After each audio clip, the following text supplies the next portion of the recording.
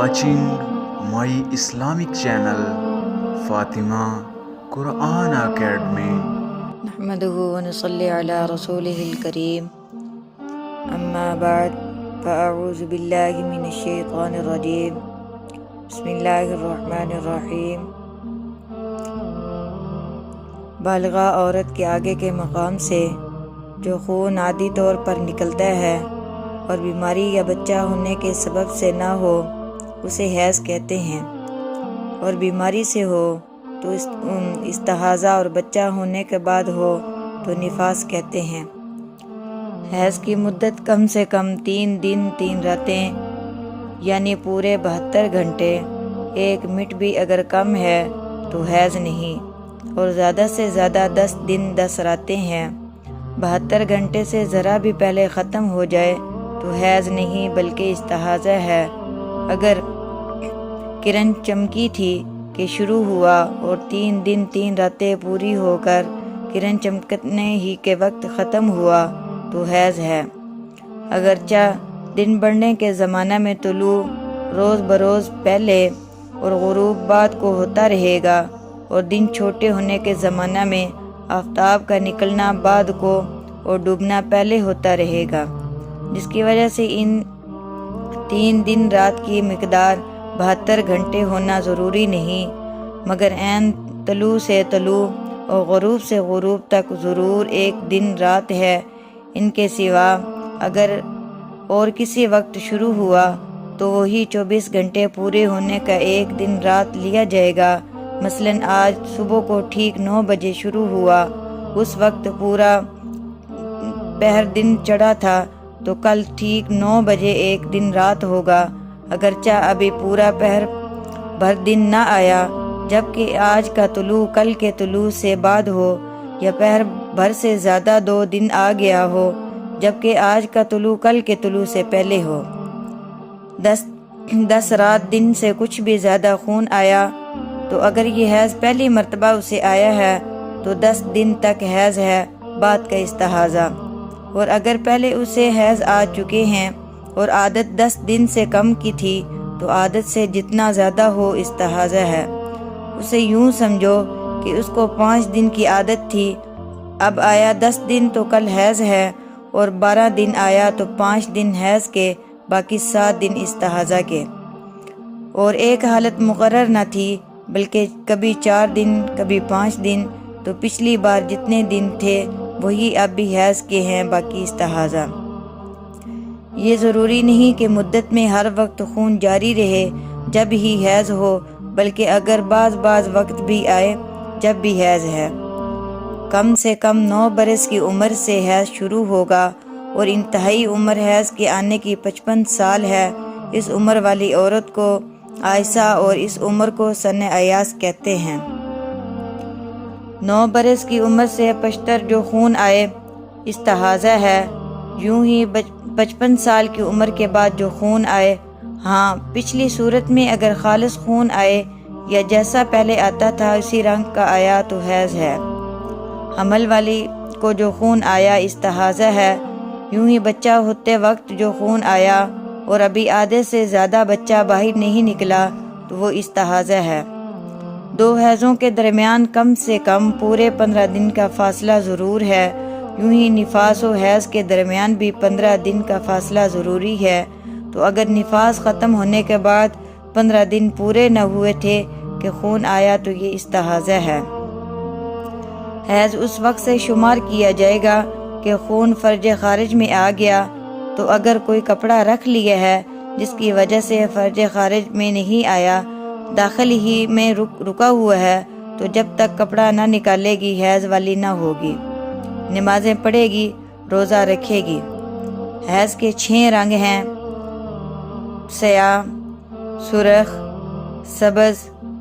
زرد، گدلا، میٹلا۔ سفید رنگ کی رطوبت حیض نہیں۔ 10 دن کے اندر رطوبت میں ذرا بھی میلا پن ہے تو وہ حیض ہے، اور 10 دن رات کے بعد بھی میلا پن باقی ہے تو عادت والی کے لیے جو دن عادت کے ہیں حیض ہیں، اور عادت سے بعد والے استحاضہ۔ اور اگر کچھ عادت نہیں تو 10 دن رات تک حیض باقی استحاضہ۔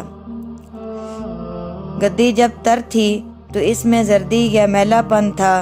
بعد سوکھ جانے کے سفید ہوگی تو مدت حیض میں حیض ہی ہے، اور اگر جب دیکھا تھا سفید تھی سوکھ کر زرد ہوگی تو یہ حیض نہیں۔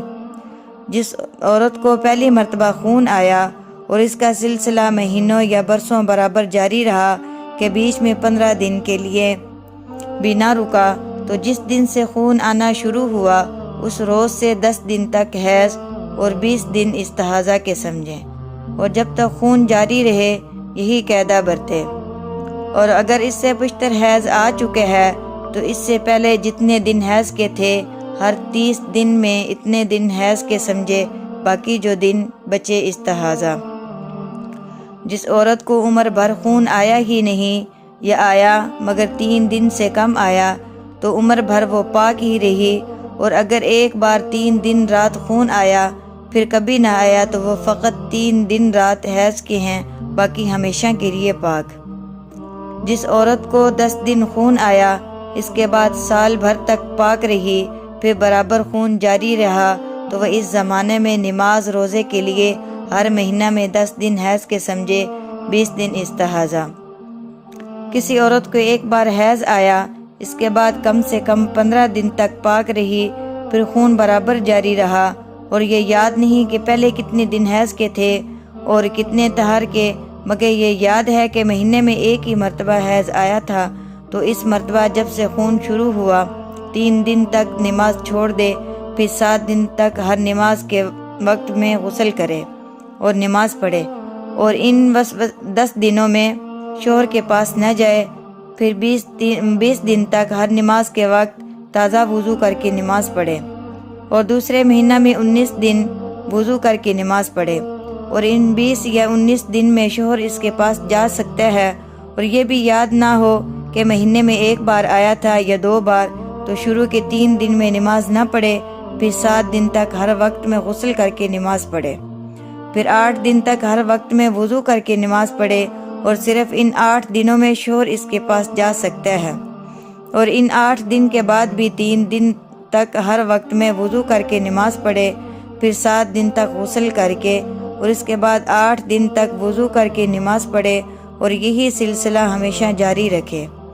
اور اگر طہارت کے دن یاد ہیں، مثلاً 15 دن تھے اور باقی کوئی بات یاد نہیں، تو شروع کے 3 دن تک نماز نہ پڑھے، پھر 7 دن تک ہر وقت غسل کر کے نماز پڑھے، پھر 8 دن وضو کر کے نماز پڑھے، اس کے بعد پھر 3 دن اور وضو کر کے نماز پڑھے، پھر 14 دن تک ہر وقت غسل کر کے نماز پڑھے، پھر 1 دن وضو ہر وقت میں کرے اور نماز پڑھے، پھر ہمیشہ کے لیے جب تک خون آتا رہے ہر وقت غسل کرے۔ اور اگر حیض کے دن یاد ہیں، مثلاً 3 دن تھے اور طہارت کے دن یاد نہ ہوں، تو شروع سے 3 دنوں میں نماز چھوڑ دے، پھر 18 دن تک ہر وقت وضو کر کے نماز پڑھے، جن میں 15 پہلے تو یقینی طہر ہیں